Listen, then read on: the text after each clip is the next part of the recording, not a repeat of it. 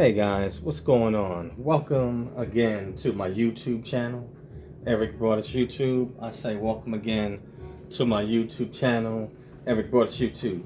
And as you can see by the thumbnail, the content is going to be on military, and I'm gonna do a series. It's going to be a quick one, probably a total of maybe 3 videos. But tonight, the topic is going to be on military leadership, and I'll say it again, military leadership. But this is going to be short and sweet. So, what is leadership? Well, leadership is the ability of an individual or a group, to influence individuals and also to guide, followers, of an organization or, just in any outfit or even everyday life. But it is the ability to influence others and to move them in a certain direction to achieve a particular objective, whatever that might be. And I believe that this is definitely applicable in the military, as at some point, those of you that remain in, eventually you will assume leadership, roles. And so, as a leader, you must have the ability to motivate your followers, to get the mission accomplished and to accomplish the objective, And even if you are in a position where at this point you may not be in a supervisory role, or you may not be a non-commissioned officer, or even for those that are on the officer side, you may be at the lower grades as an officer and not, in a command role. You still may find yourself doing certain tasks or duties where you may be leading others. And the key thing is to motivate others to follow. Now, one thing about being a leader in the military, you're going to have to wear many different hats. As according to the armed forces, you are on duty 24/7, and there are no unions in the military, so you don't punch out, so to speak, on a time clock. So that's why they say you're on duty 24/7, and also you sign a contract and you swear in under oath. So, but the military does, as a leader, you're going to have to wear just so many different hats, because unlike the civilian side, you basically are only expected to do what your job description is, and obviously, you'll be rated on it, and depending on how well you excel at it. Whereas in the armed forces, it's different, I believe there's more responsibility, and there's more weight, because you have to, being in the armed forces, the job alone, it requires so many different things that even carry into your off-duty conduct, or in your off-duty lifestyle. So even when you're not, working in your particular job, when supposedly you're not on the clock, when you even go home, you are still in the armed forces. So that's why it's uniquely different from the civilian side. But you will have to wear many hats as a leader in the armed forces, which includes everything. And I said this in videos, in the past. Everything from watching, watching out for your subordinates and their finances, everything from physical fitness, how they perform is a reflection on you. And so your command will be looking at you, to be accountable to a certain degree for your subordinates.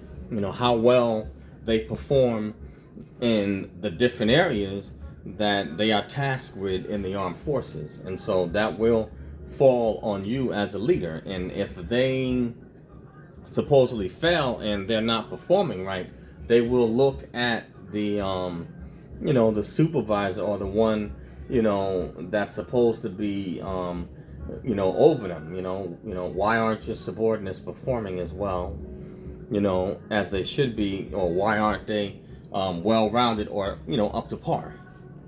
But leadership, yes, leadership. So you have to have the ability to get your troops motivated and get them moving in the right direction. And I mean, like I said, wearing many different hats, as a leader in the armed forces, it can at times be challenging and even seem sometimes like it's taxing. But it's also rewarding because you have an opportunity to pour into people and to have an effect on their careers and even their lives. So you definitely want, as a leader, you definitely want to make sure that you maintain your integrity with those that you are leading and those that you seeking to get to follow you. But you also have to, in a sense, you have to earn the trust of your people. And I would definitely say trust is a big and a huge quality that I believe that all leaders, have to have. If people don't trust you, then they're not going to follow you because they don't believe in you or they're unsure. So people or followers have to know that they can count on you as a leader. So trust, I would definitely say, is a huge quality and characteristics as a military leader that you must have. People have to know they can count on you. Also, you have to, definitely loyalty would be another one. You can't be wishy-washy, if you're going to lead other people. And you must understand and know what you're doing and what direction you're trying to steer the ship in. If you don't know, as a leader, if you don't know what direction you're going in, then how do you expect to guide others and get others to follow you? And so these are just some, just basics, basic principles. And I will definitely be doing a continuing series, but I'm going to break apart the peacetime leadership and combat leadership. They are two different beasts or two different animals, but the core concepts of leadership, are the same. They have the same core, but things take a different spin when you take it from combat, versus peacetime. But in either environment, you still must be able to motivate and inspire, others to follow. But yes, trust, loyalty, and make sure that you are rock solid.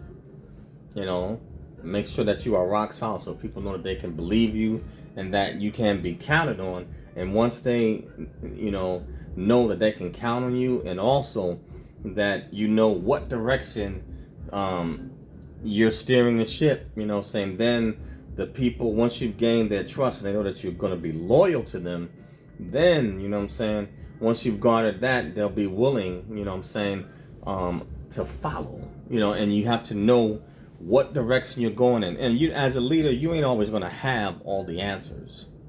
You won't always have, all the answers, but you need to know who you can go to and where to get the right answer. And your subordinates need to know, and those that are following you, they need to know that, okay, well, he or she admits they may not know everything, but they know how, so they know where to go and what direction to point me on or point us in, so that we can get the answer and get the positive result. Yes, but this is just something short and just brief. Military leadership and the qualities and attributes that I mentioned, and I didn't want to go too deep, but trust, loyalty, and the third one, knowing what direction you are going to steer the ship in or what direction you're going. But that's all I have for this one, and this is the beginning of a series which I'll have in the other videos. I'll be breaking down combat leadership, and peacetime leadership.